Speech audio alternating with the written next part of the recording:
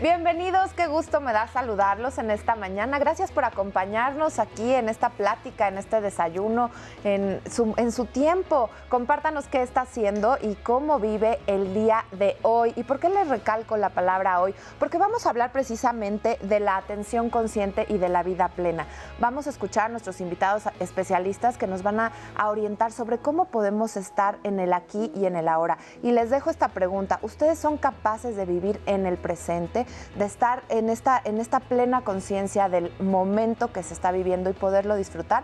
Vamos a verlo a lo largo de este programa. Muy buenos días. Hola, Oscar. ¿Cómo estás, Andy? Muy buenos días. Oye, sí, gran tema el que tenemos el día de hoy aquí en Diálogos Fin de Semana. Creo que ya muchas personas habrán escuchado acerca del mindfulness, pero ¿saben verdaderamente lo que es? O tal vez habrá algunas personas que digan, ¿sabes qué? A mí me parece un poco de superchería y que tal vez están exagerando y no se pueden resolver todas las problemáticas y mucho menos evitar. Y no se trata de evitar, no se trata de hacer un lado o de saltar. Se trata justamente de vivirlas. ¿Pero de qué forma? Bueno, pues lo vamos a descubrir a lo largo de este programa. Así que comenzamos. Mindfulness ha sido traducida al español en diferentes formas, todas compuestas a falta de una palabra que dé con el significado original. Las traducciones más comunes son atención plena, plena conciencia, presencia mental y presencia plena o conciencia abierta. La traducción más utilizada en este momento es atención plena. Y en la generalidad de los casos, directamente el vocablo inglés mindfulness, que es la capacidad humana básica de poder estar en el presente y de recordarnos estar en el aquí y ahora. Bueno, ahí ya nos queda más claro, pero para ampliar este tema, gracias a nuestros invitados especialistas, nos acompañan el día de hoy Marta Díaz Rubio, ella es directora general del Instituto Mindfulness de México, ESC. Bienvenida. Gracias. Y muchas gracias, Marta. Eduardo Herrera, filósofo y tibetólogo, especialista en Asia, director del Centro Himalaya. Qué interesante, me encanta, Eduardo. Muchas gracias también a ti por estar aquí. Y bueno, pues vamos a empezar a definirlo. Escuchábamos unas de las que son las traducciones más comunes o más frecuentes, pero ¿qué es el mindfulness o la mindfulness? ¿Cómo sería más adecuado decirlo? Mira, como ustedes lo acaban de poner, en efecto es estar presentes, es tener conciencia plena y es vivir el momento presente. Sin embargo, es muy fácil decirlo y es muy difícil aplicarlo. El estar presente también implica no juzgarte, ¿sabes? A veces estamos en el momento presente y de repente empiezas a futurizar y empiezas, como dicen, a rumiatizar, ¿no? Valga la expresión, a rumiar, se le llama rumiar, pensar negativo y no disfrutas el momento presente. Lo que te invita mindfulness es que no juzgues, solo vive el momento, respira tranquilo ante cualquier circunstancia y continúa tu vida. Porque ante tanta vorágine de actividades que tenemos y pensamientos, no dejamos estar en el momento presente. No sé si estés de acuerdo conmigo, Eduardo. Marta, tuve la oportunidad de estudiar 8 años en una universidad tibetana en Asia y esta definición pues es muy rica, tiene estos tintes, vamos a decir, neurocognitivos, lo cual es sumamente útil. Tradicionalmente, cuando se habla de mindfulness, se habla de dos grandes aspectos. Por un lado, se llama en sánscrito samprayana, que significa atención continua, y por otro lado, en sánscrito también se llama smriti, que significa recordar el contexto, y tal como apunta Marta, evitar esa rumiación de pensamiento, que en español rumiar, bueno, sabemos los animales rumiantes, ¿verdad?, que tienen varios estómagos, entonces regresa la comida y la remastican.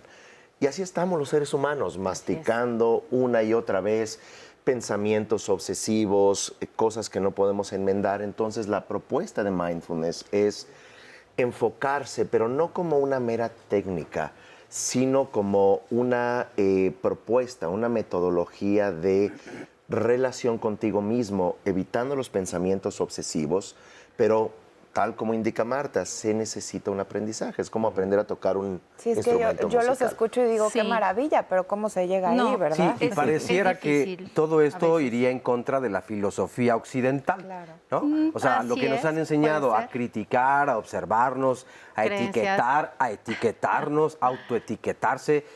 parece que va en contra de todo esto porque nos tenemos que medir para ver cómo vamos en cuanto al éxito. Entonces, tomando en cuenta esto de la filosofía occidental, Sí. ¿esto tiene alguna base científica? Sí, claro. Esta metodología la creó John Kabat-Zinn hace más de 30 años en el Centro Médico de Massachusetts. Y él la inició primero ante terapias muy difíciles de depresión y de patologías muy severas derivadas del estrés, basado en un programa que se llamaba Programa Basado en Reducción de Estrés, ¿no? O sea, MBSR eran las siglas en inglés, Estados Unidos, ajá. en inglés. Entonces, de ahí se derivó que esta técnica no solamente estaba funcionando para personas que ya tenían una patología muy severa, sino para todos los demás que realmente, pues sí, vivimos un estrés hasta porque si vamos a llegar al programa, si vamos a llegar al retiro, si vamos a llegar, o sea, lo que tú quieras, siempre estamos como futurizando. Entonces, a través de las técnicas avaladas por este centro, notaron que la reducción de estrés disminuía patologías muy severas de verdad, problemas como fibromialgia, demencia, problemas como epilepsia, que ya son enfermedades mucho más fuertes, y cómo inclusive llegaba a influir en las personas que aparentemente estamos en el día a día normal, pero que sí tenemos un impacto muy fuerte de estrés. Entonces esto ayudó y la metodología se aplicó y se sigue aplicando ahora en los países más avanzados, ¿no? A nivel mundial, y se está aplicando ya a escuelas, a centros hospitalarios, a empresas, y ha sido muy, muy exitoso. A mí, sí, perdón, Sandra. Pero ahorita nos ayudas a complementar eso, pero me queda esta duda de cuál sería la diferencia entre mindfulness y meditación. Bueno, me gustaría un poco también retomar toda esta parte de mindfulness, meditación, en donde hay dos grandes tipos de meditación en el contexto de la tradición budista, de donde emana el mindfulness. Por un lado está Adhisthana, una meditación contemplativa, se llama Chogom, y esto significa un estado de simplemente poner la mente en concentración. Y la otra, que es lo que ya se llega a llamar mindfulness, es una donde involucra no nada más una técnica, sino un punto de vista, una perspectiva. Ejemplo rápidamente. Cómo nuestros pensamientos y sensaciones son impermanentes o transitorios, Anicca. Cómo, por otro lado, no hay una identidad en lo que experimentamos como emociones y un yo sólido. Entonces, si gustas, lo retomamos. Vamos a quedarnos ahí para hacer una pausa y lo retomamos regresando de este corte. Los sentimientos van y vienen como las nubes en un cielo ventoso. La respiración consciente es mi ancla. Thich Nhat Hanh, maestro zen, monje budista y activista por la paz.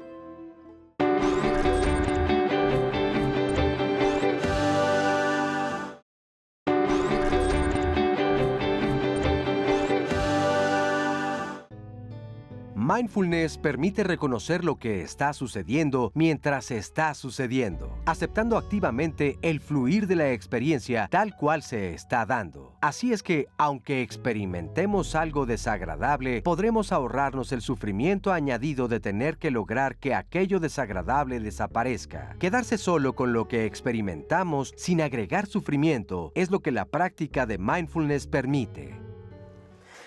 Yo creo que lo que acabamos de escuchar es muy importante. ¿Qué tanto la experiencia de practicar mindfulness irá enriqueciendo nuestra vida e iremos descubriendo cosas que no sabíamos de nosotros mismos? Pero Eduardo, te quedaste en el bloque anterior. Me quedé en esta justamente idea haciendo básicamente y esta tratando de cerrar los dos aspectos, no nada más mindfulness y meditación, sino el aspecto occidental vinculado al mindfulness. Y hay estudios, no nada más guiados por John Kabat-Zinn, que es una extraordinaria actividad, pero ya en los journals de psicología, Shapiro habla del mindfulness como una metacognición. Ahora voy a explicar un poco qué es eso.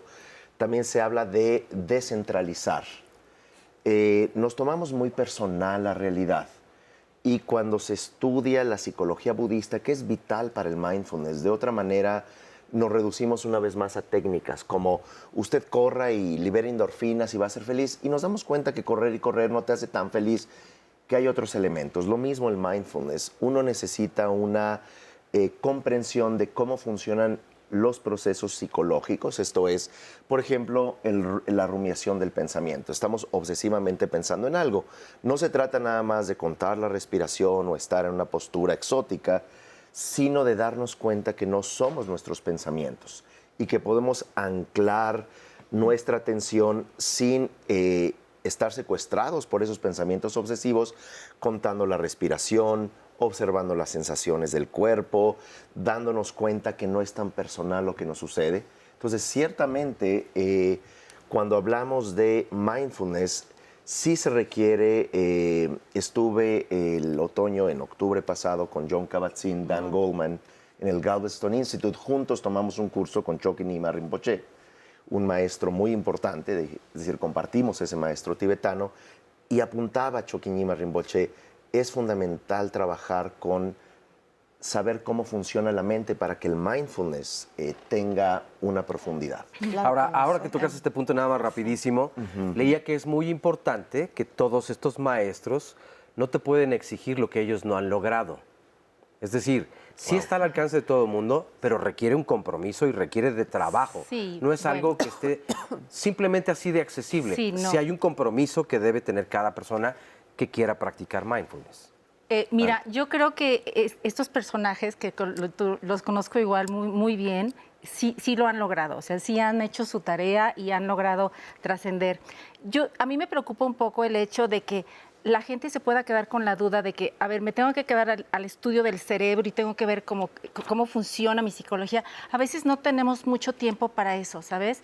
Me ha tocado trabajar con empresarios, médicos, cirujanos, niños con enfermedades o escuelas muy conflictivas, y a la gente le dice, yo entiendo que no necesitas ponerte, la meditación no es ponerte en una flor de loto con un tapete blanco y tu turbante. Eso no es cierto. Tú puedes, la meditación puede ser solamente, por ejemplo, el estar observando una obra de arte, por decir, o un jardín, observar el verde de los árboles, o mientras caminas. La caminata es un aspecto fundamental. Caminar y sentir lo que sienten tus pies. O sea, sentir cada paso. Si te estás bañando, ¿cuánta gente no se está bañando, no? Y estamos pensando, ¿qué me voy a poner? ¿Y qué le voy a decir al programa? Y ya se me hizo tarde. Y ya se me hizo tarde. Cuando tú pones conciencia plena en ese baño, en el olor, en la sensación de tu piel húmeda, en el vaporcito, eso ya es una manera en que tu cerebro se conecta. Y es una manera de ir cambiando tu vida y tu vida cotidiana. Estás viviendo ese momento. Ahorita que mencionabas estos grupos de personas que empresarios y con quienes se trabaja, entonces la pregunta sería, ¿todos podemos practicar mindfulness? Claro. ¿O a quién va dirigido? Todos podemos practicar mindfulness, inclusive desde pequeños, en donde de verdad está el crecimiento fundamental del niño, su capacidad cognitiva, ¿no? Su capacidad de creatividad, la adolescencia, que es un detonador de emociones y de cambios químicos muy fuertes, los empresarios, las amas de casa, las señoras embarazadas, todos. No, ojalá que todos nos pudiéramos ir al Tíbet, ¿verdad? O sea, sería maravilloso. Sí. Algo importante pero no es así. es que sí es importante. De hecho, en 2 semanas me voy a ir al Tíbet. Bueno, si nosotros no podemos ir, traemos. No, es broma. Les traigo el potala, el Palacio Muy de bien. la Nos traes todo el conocimiento. Algo importante, por lo cual empresarios, niños, empresarias también. Adultos. No quiero dejar de lado las empresarias. Empresarias, doctoras, doctores, maestras, maestros. Sí. Lo que es muy importante es que cuando hablamos de mindfulness, sí se necesita aprender. Es decir, no meramente es un planteamiento filosófico que uno puede tener hasta 50 años escuchando de vivir el presente, lo cual es muy valioso, pero si no hay una estructura, si no hay institutos, si no hay gente formada, si no hay un involucramiento, entonces nada más vive el presente. Es muy valioso, pero no tenemos ni el hábito ni la capacidad. Sí. Nosotros Eso ofrecemos un curso que se llama Pequeños Budas, donde todo lo que se le enseña a los niños es basado en métodos de meditación, a sensibilizarse, incluso a trabajar con emociones aflictivas, porque no se trata tampoco de cuando tienes emociones o estrés o tensión, no significa ignorarlo y ahora voy a ver la rosa o bloquearla, roja, ¿no? Sino que lo que voy a hacer es, voy a prestarle la debida atención pero voy a aprender también a soltar. Y que cuando creo estos espacios de atención me doy cuenta, resolver aquello que me desafía. Por ejemplo, ansiedad, estrés, enojo, etcétera. Fíjate, todas estas emociones que tú describes en este momento me hacen pensar, recordando lo que decía de la filosofía occidental. ¿Qué dirían, por ejemplo, los psicoanalistas, los psicólogos, sobre todo en el psicoanálisis, donde tienes que irte forzosamente al pasado para ver cómo es por qué tu presente está de esta forma? Pero entonces, para mindfulness, ir hacia el pasado significa dolor o atravesar por esto y es evitarlo un poco, o sí tomarlo en cuenta sin rumiarlo, como bien lo mencionan ustedes, pero trabajándolo en el aquí y en el ahora. Sí, esto es muy delicado y es muy importante atenderlo sin el pensamiento mágico. Definitivamente el mindfulness está presente en los laboratorios neurocientíficos, se trabaja en neurociencia afectiva, neurociencia clínica, psiquiatría clínica, es decir, incluso en espacios psicológicos.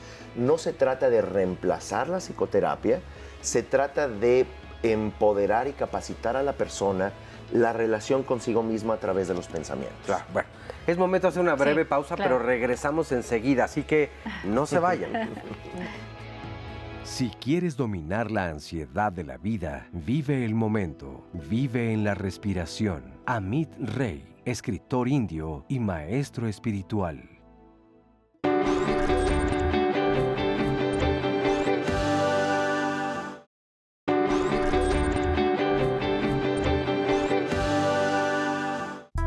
Hola, mi nombre es Miriam Reyes Carrillo, soy pedagoga de profesión, de vocación y por gusto.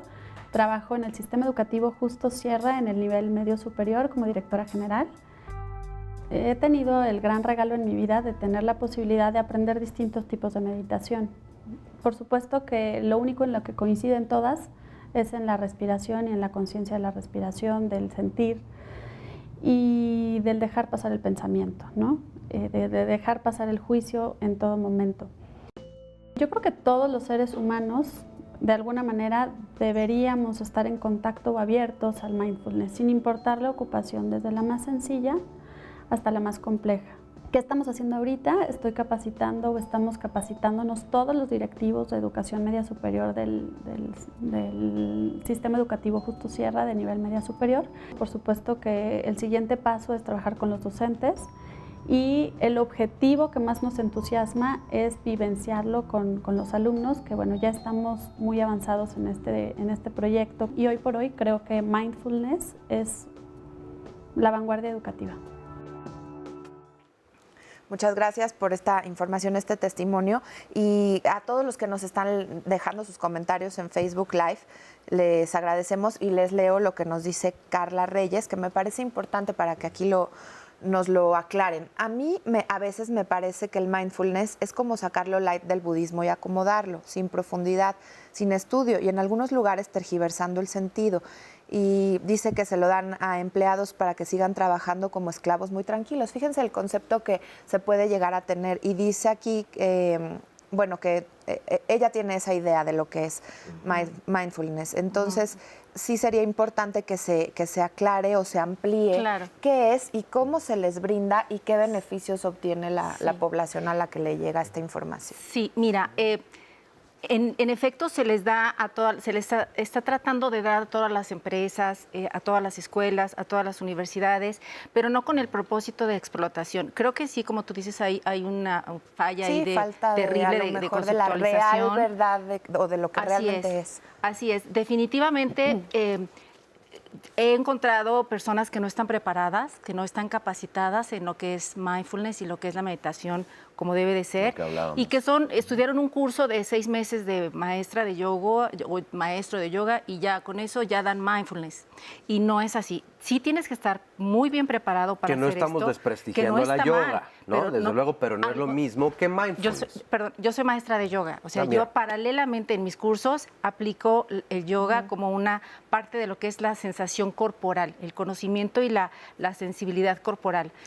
como una técnica. Sin embargo, en lo que nos está comentando esta Carla, es que se usa como una herramienta como para que trabajen más. No, se está utilizando como una herramienta para mejorar el estado de ánimo de la persona que está trabajando en cualquier lugar.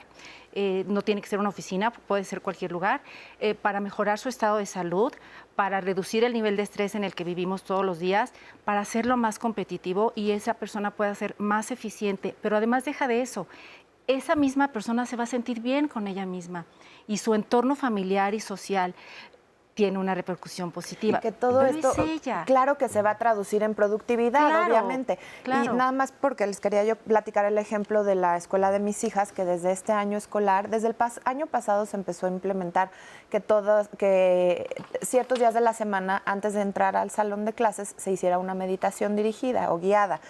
Pero ya en este año escolar se puso todos los días, los niños lo primero a lo que llegan es a tener una meditación. Para esto los maestros fueron preparados, a su vez el director, los directores, las directoras fueron preparados, pero se ve en una respuesta en donde a los niños se les prepara a estar abiertos a lo que van a aprender, a tranquilizarse, porque desde que se despiertan los niños están corre y corre y que ya, y súbete y el tráfico.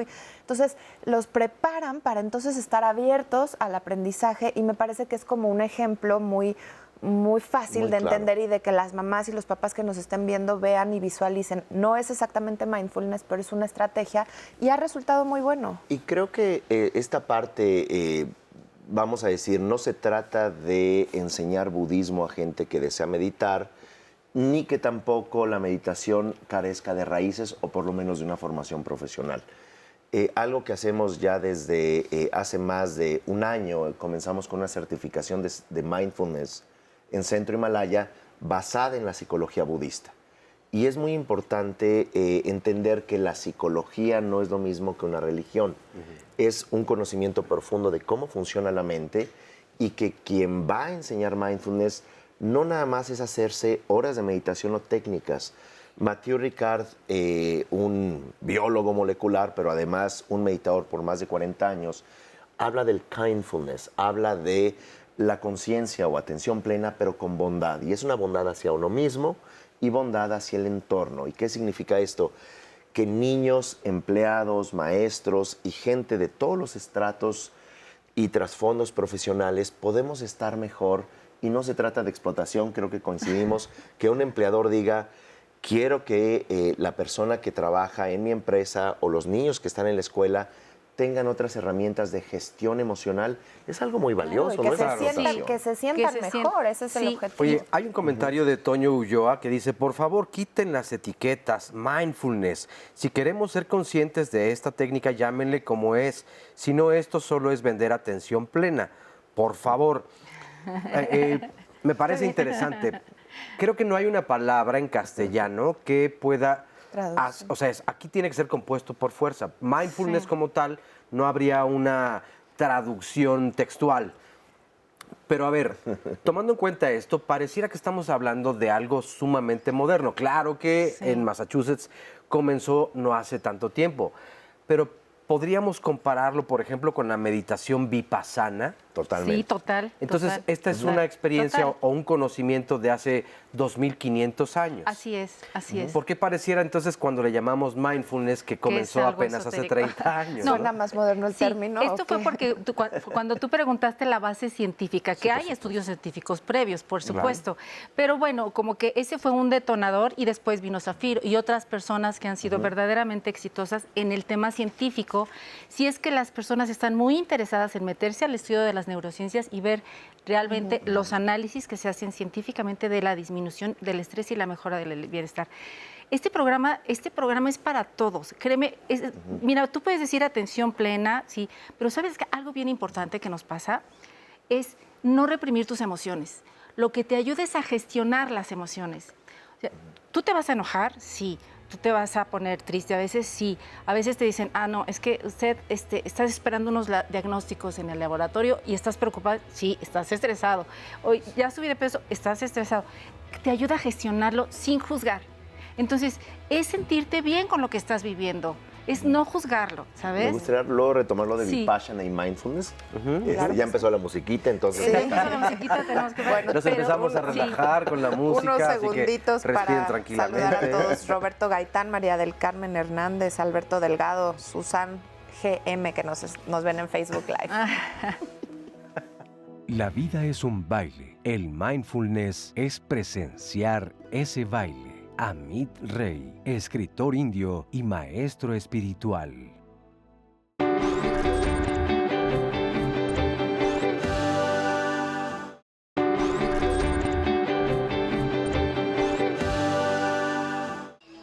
Mindfulness obviamente es una palabra en inglés que hace referencia a la atención plena o la atención consciente. Esto proviene de la práctica del budismo y es el poderme dar cuenta de lo que estoy experimentando, no solo lo que estoy sintiendo, sino algo aún más amplio. En la práctica del mindfulness trabajamos con dos aspectos, algo que conocemos como la experiencia primaria, que es lo que yo estoy experimentando en este momento, tal como es, de manera, como su nombre lo dice, su manera primaria, de manera directa. Y está la experiencia secundaria, que es lo que yo le añado, como una reacción automática a lo que me gusta o lo que no me gusta. En el caso del estrés, principalmente es hacia lo que no me gusta. La atención consciente lleva un proceso. Primero a partir de la respiración y el cuerpo. Y ahí lo que hacemos es que nuestra mente va empezando a poderse enfocar en un punto a la vez. Lo común es que nuestra experiencia está llena de pensamientos. El estrés lo sentimos porque pensamos muchas cosas y dejamos detrás todo el proceso que empieza con la respiración y el cuerpo. Y ya una vez que nuestra mente puede estar en un objeto observando, que en este caso es la respiración, pero observándola no solo con la mente, sino experimentándola en el cuerpo, tienes la posibilidad de avanzar un poco más. El siguiente objeto de observación serían los pensamientos. El siguiente aspecto, ya una vez que ves que los pensamientos tienen relación con lo que estás sintiendo que no te gusta, observa las emociones. Observar las emociones, estar consciente de todo lo que estás viviendo. Ya nos lo han dicho así, es el aquí y el ahora sin juzgar. Si te estás bañando, como decías, que también se recomienda, por ejemplo, hacer mindfulness, pues te empiezas a lavar el cuerpo y dices, ay, creo que ya estoy subiendo de peso, ay, ya hay un juicio. Empieza a estresarte, a lo mejor son cosas triviales, pero forma parte de esta vida que estamos acostumbradas y acostumbrados a estar checándonos cómo puedo mejorar, pero es a través de un trabajo o de una, por eso insisto mucho, filosofía occidental, donde todo está así muy medido. ¿Cómo puedo entonces, sin juzgar, trascender esto, pero haciéndolo a través de esta conciencia plena? Pero hay algo que hay que aclarar, o sea, el objetivo del mindfulness no es poner la mente en blanco. No. De hecho, es imposible. El National Science Foundation, que es el CONACYT de los Estados Unidos, tiene un estudio publicado que habla que en promedio llegamos a tener entre 70 y 80 mil pensamientos al día, de los cuales la mayoría son negativos.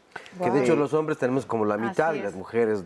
Bueno, eso ya sería otro programa, casi pero... el 92% de los pensamientos son negativos. El punto básico es que no es el objetivo poner la mente en blanco ni dejar de ser uno. Significa de cómo nos relacionamos con esos pensamientos, es decir, sí podemos atraer la atención a la hora, al respirar, al caminar, al comer, e incluso, que esta es la propuesta y por eso lo importante de los cursos, que es el sentarte y entrenar y aprender la teoría y la práctica.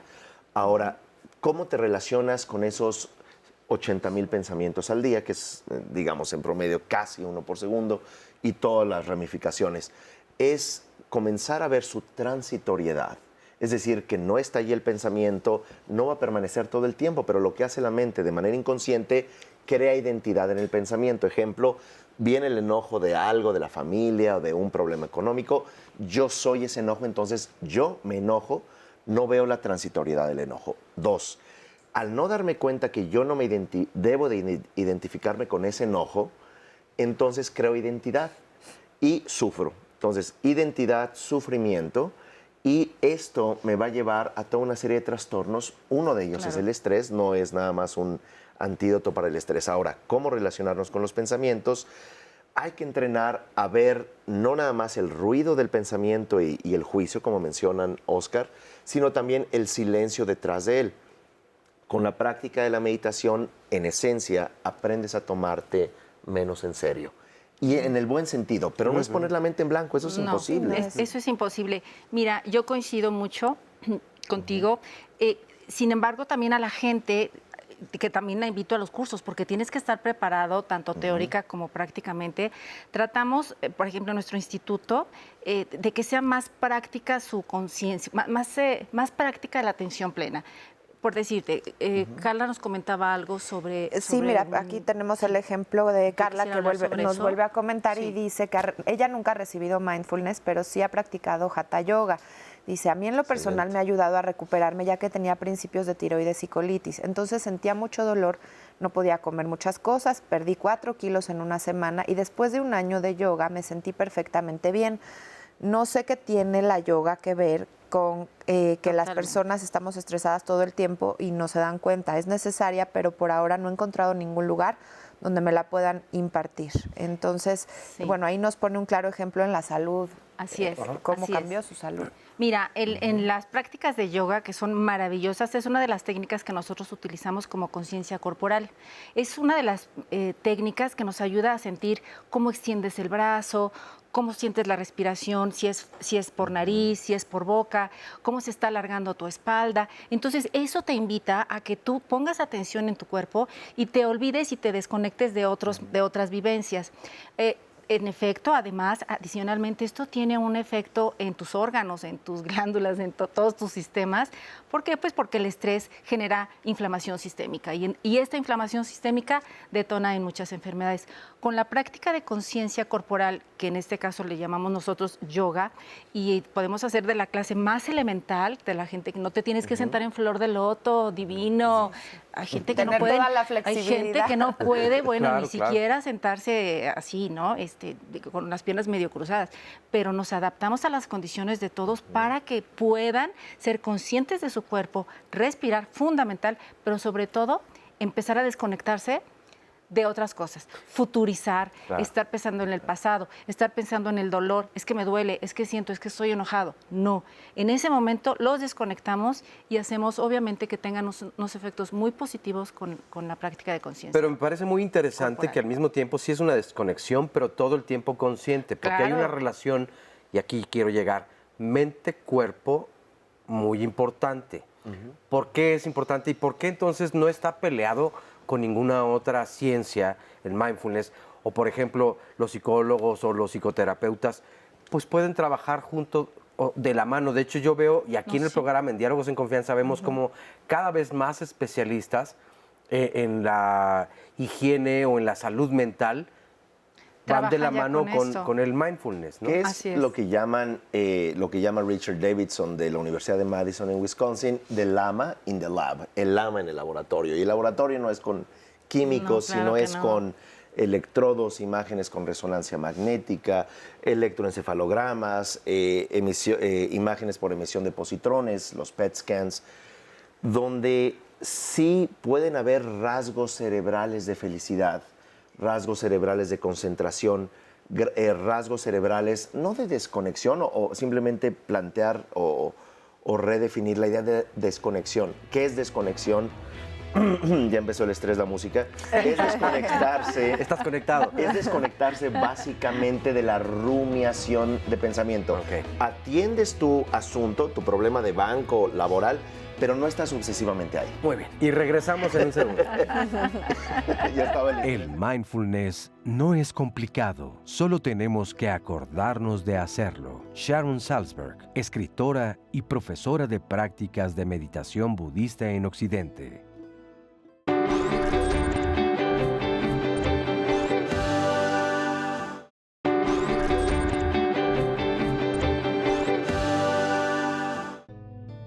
Mindfulness puede ser practicado de diversas formas. Esta disciplina abarca desde la práctica más ortodoxa o tradicional, como la meditación vipassana, hasta los ejercicios y estrategias integrados en un programa terapéutico de intervención. Algunas prácticas que podemos incorporar en nuestro día a día son meditar mientras caminamos o si estamos en casa, podemos centrarnos en nuestra respiración. Se trata de conectar con nosotros mismos desde que amanecemos. En lugar de comenzar comenzar con el piloto automático y las prisas. Simplemente hay que sentarse en un lugar tranquilo. Otras prácticas pueden ser prestar atención a todas las sensaciones de nuestro cuerpo mientras nos duchamos o centrarnos en los sonidos que suceden a nuestro alrededor.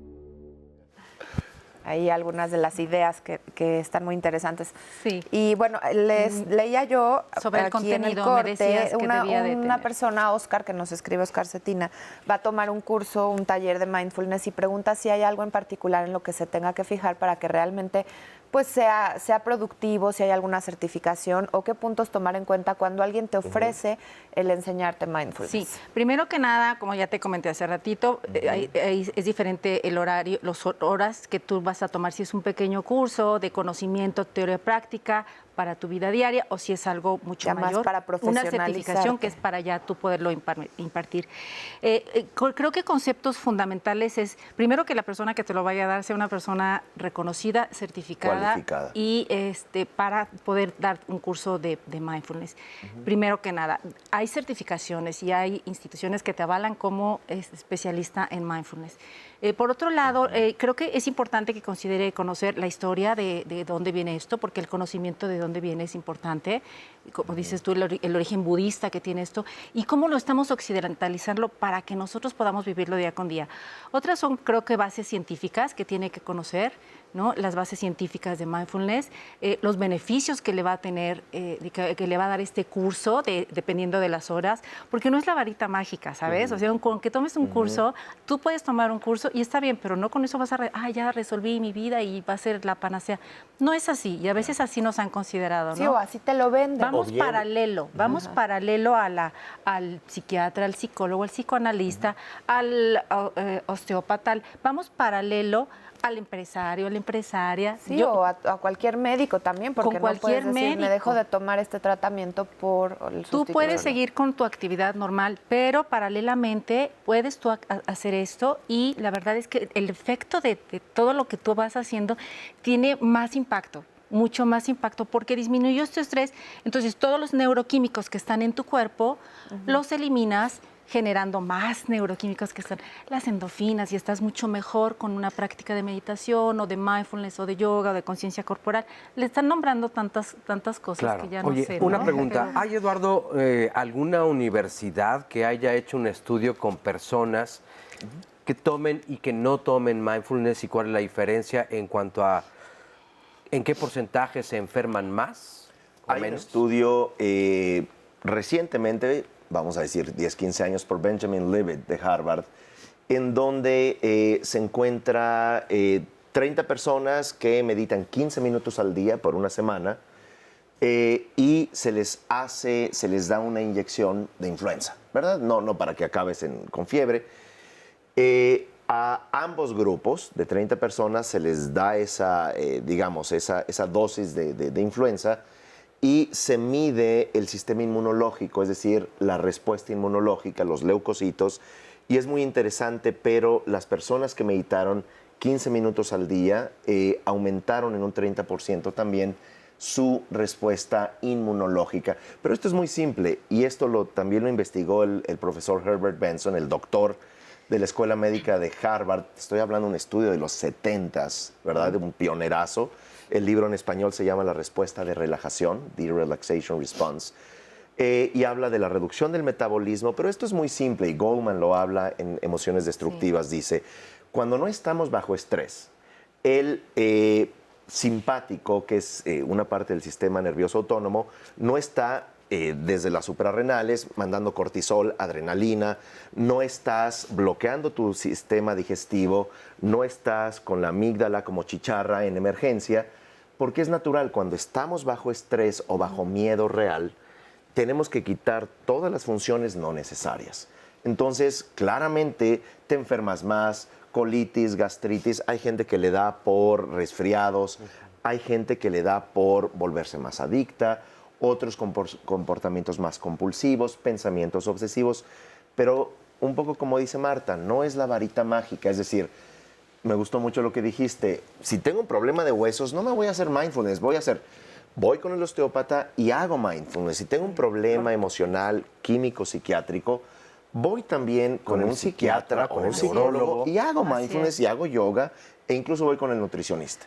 Qué importante lo que Paralelamente, dicen sí. entre los dos, porque me parece, y aquí se ha dicho muchas veces en diálogos, mientras el tratamiento aborde o llame a más especialistas y sea más integral, Así es. mayor salud emocional y física vamos a encontrar. Por eso la importancia de hacer esta relación mente y cuerpo. Pero se puede separar y quedó pendiente también lo de la meditación vipassana hace rato. Ay, perdón, no me gusta nada más que agarrar. parecida, pero muy rápidamente. Vipassana tiene 9 niveles en la tradición budista.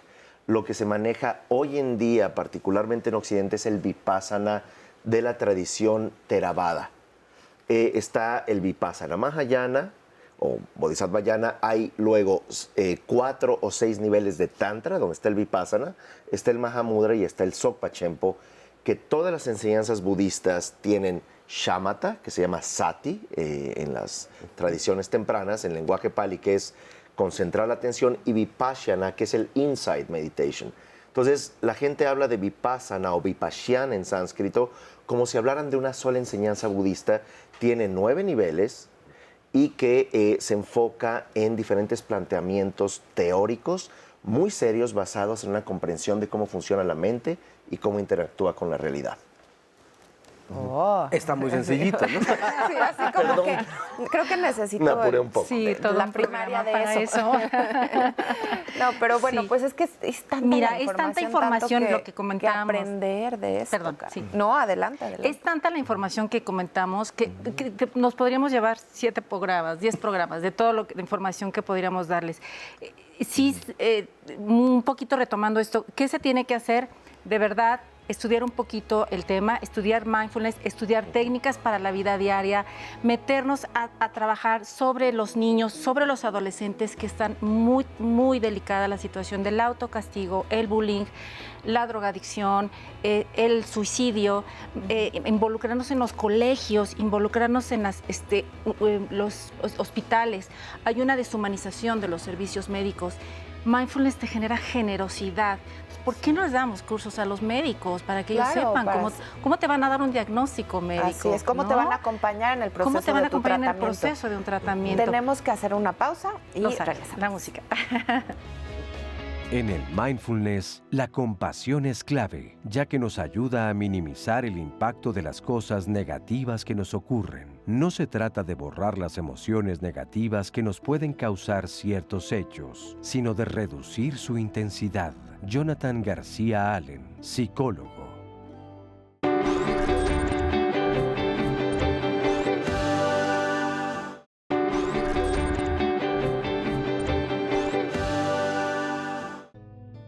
La atención plena es una habilidad susceptible de ser aprendida y entrenada. De hecho, cuanto más se practique, mejores resultados podrán obtenerse y más fácil nos resultará focalizar la atención en la respiración. Esto en sí mismo ya será meditación, donde se producirán cambios, experiencias y comprensiones súbitas. Mindfulness es un modo especial de ver, un modo especial de observar. Su práctica permite que desarrollemos una relación especial con nosotros mismos y por consiguiente con la manera en la que nos relacionamos con los demás. Mindfulness es una experiencia que hay que vivir.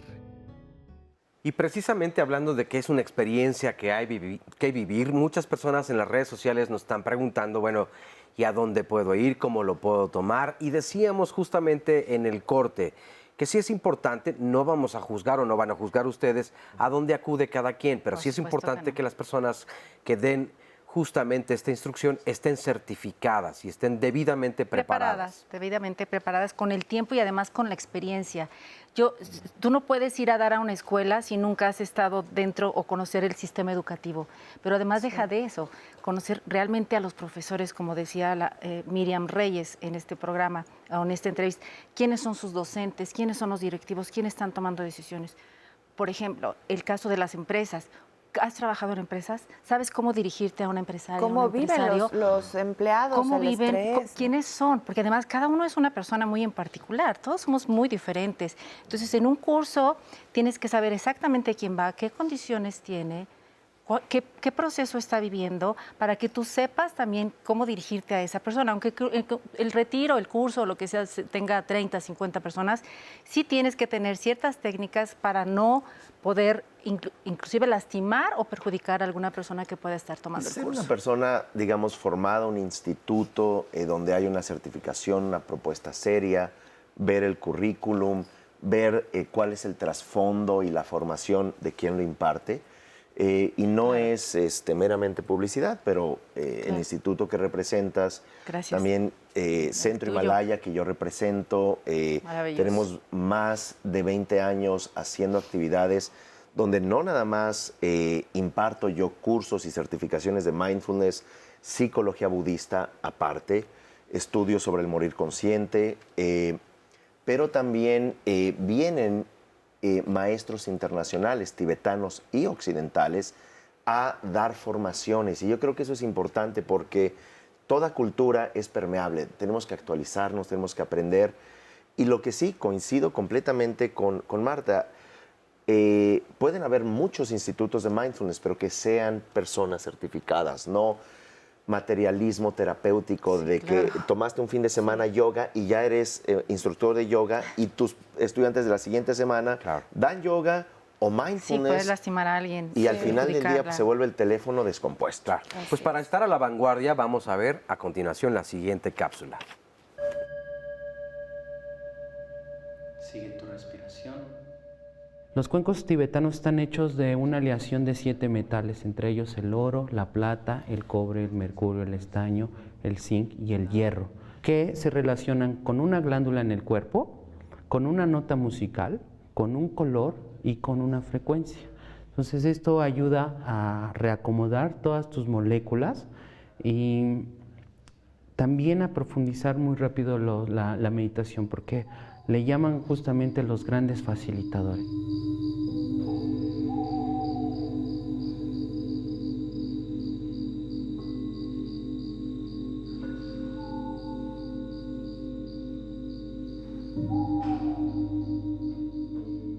Empezamos con una meditación que se le llama de polaridad, donde el cuerpo se envuelve por completo de 4 instrumentos que te generan inmediatamente estos estados. Logro entrar en este tipo de meditación tan profunda y me sorprendo de mí misma, porque yo decía, a pesar de llevar 4 o 5 años intentando meditar, no lo lograba y no lo lograba porque considero que los conceptos que tenemos de meditación son completamente erróneos. La mayoría de las personas creemos que meditar es una actividad aburrida, que no sirve para nada, donde nos van a sentar de una manera muy incómoda y donde nos van a obligar a que la mente no piense. Bueno, agradecemos mucho este material. No forma parte en sí del mindfulness. Se puede hacer mindfulness mientras escuchas o practicas los cuencos tibetanos. Claro. Y es una forma de relajación más también, es otra alternativa. Es prestar atención al sonido, ¿no? Si ella tiene una cantidad de cuencos diferentes con sonidos muy determinados, pues el prestar atención a cada sonido te ayuda mucho a tener una práctica de conciencia. Y porque también decía en la cápsula, se piensa que meditar es aburrido o que a lo mejor no es para mí y yo creo que pues ahí es una alternativa distinta. Yo les quería preguntar si se puede hacer mindfulness en cualquier lugar o necesitamos en algún momento específico, en algún espacio específico. En cualquier lugar. Sí, siempre y cuando hay entrenamiento. Podemos estar distraídos incluso en flor de loto perfecta, con los 7 puntos, con la mente en cualquier otro lado, o podemos estar en una bicicleta, o podemos estar caminando. Incluso se puede hacer un momento de estrés, el escuchar de manera consciente y empática al otro, y puede ser una práctica de mindfulness. Claro. Sí, y por otro lado, el mindfulness, por ejemplo, es para todas las personas, ya lo había preguntado Sandy, pero para quienes dicen incluso, no es para mí. Esto tal vez no tengo yo la capacidad. ¿Sí es así o todo el mundo lo puede generar? Yo creo que a lo mejor como es una resistencia al principio de la autoobservación y a lo mejor la identifican con el aburrimiento, lo cual no es cierto, al contrario, es todo lo contrario. Yo he entrenado atletas de alto rendimiento, boxeadores así súper fuertes que dicen esto no es para mí y de verdad es una relajación y no es una concentración, un equilibrio, es para todos, es para desde el niño que está empezando, como decías, en el colegio, en donde tú lo centras en una capacidad de meditar antes de entrar a la escuela. La ama de casa, la señora que está vendiendo las verduras en su espacio donde está vendiendo sus verduras, el médico en el hospital antes de su cirugía. Sería maravilloso que todos los doctores hicieran eso antes de entrar a una cirugía. En el tráfico, porque de verdad nos enfrentamos a una violencia en las calles. Todos pudiéramos tener este momentito de concentrar, de cambiar el chip. ¿Y por qué es para mí? Perdón, Sandy, sí, en este tráfico, el término no es si me puedo concentrar o no, es si puedo estar bien o no. Los biólogos utilizan el término homeostasis, que significa autorregulación o volver al equilibrio. No estamos hablando que usted tiene que meditar mindfulness o hacer concentración como una religión o una venta multinivel, por favor. No, es solo una herramienta para llegar a la autorregulación, a la homeostasis biológica, emocional, cognitiva.